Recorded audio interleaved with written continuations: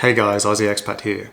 I just wanted to share with you some of my thoughts about the Omega Swatch Moonswatch. Obviously been getting a lot of attention. Quick wristwatch check. I have my Omega Speedmaster Professional 3861 Sapphire Sandwich. I've enjoyed this watch a lot. It helped me appreciate the Omega brand, obviously. And this release is very exciting. But I'll cut to the chase.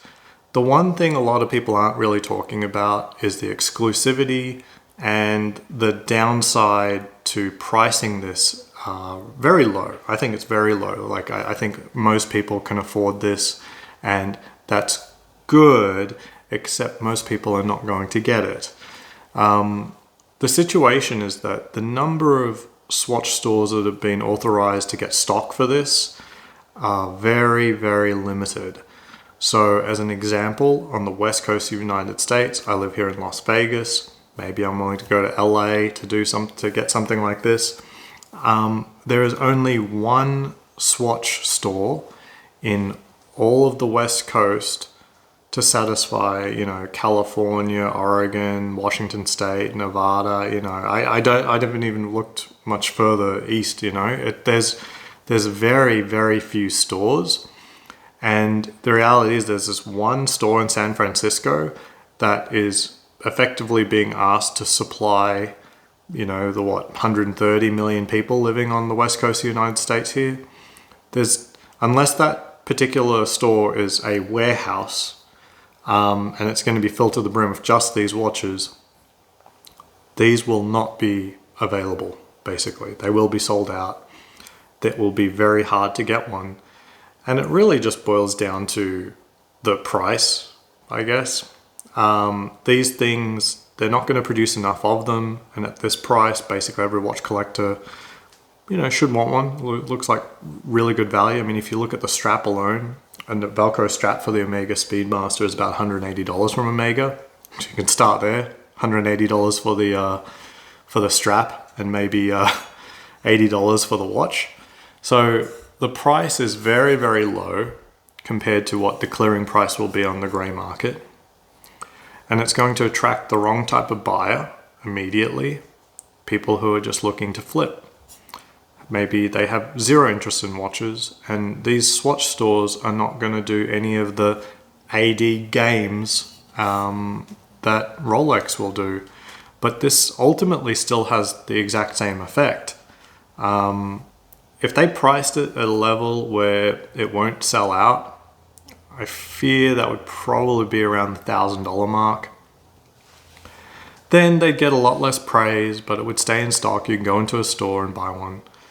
With the price the way it is, the store set up the way it is, the reality is these watches are far, far, far more exclusive than a real Omega Speedmaster. A real Omega Speedmaster, it costs $7,000. You got the money, you can get it.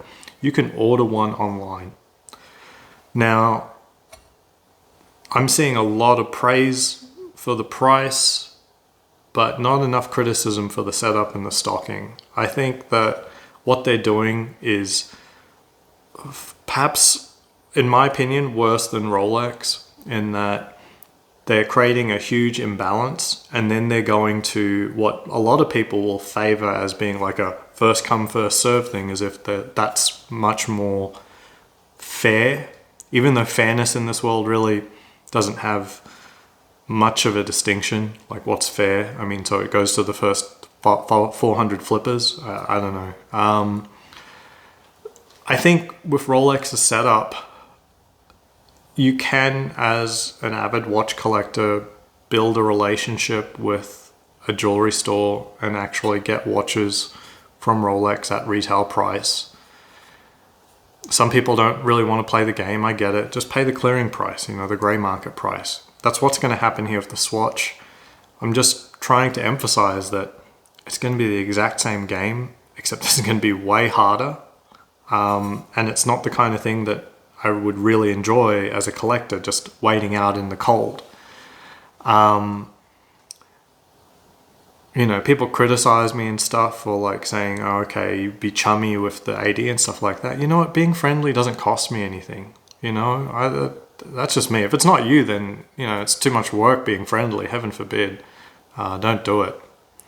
So anyway, those are my thoughts. I think the world is in a really, really tough place with regards to so many things that are in super supply for prices people are willing to pay, and super low supply and prices that people are willing to pay. And there's only two outcomes from this. The prices have to rise to a level that makes people, you know, flinch a little bit when they want to go get something, or they move to some kind of allocation model that people are going to really moan about. And if we're going to go to an allocation model on things, out of all the things I've seen, I'd rather not camp out at Best Buy, camp out at Swatch, camp out everywhere else. I would rather have the thing where Rolex are sort of vetting you for who you are and whether or not you're a flipper. And I think that's better than just saying shipping them out the door to the first 5 flippers that end up, you know, willing to camp out for days on end. Anyway, until next time, I hope everyone can get one of these watches. I want a Mercury. We'll see you around.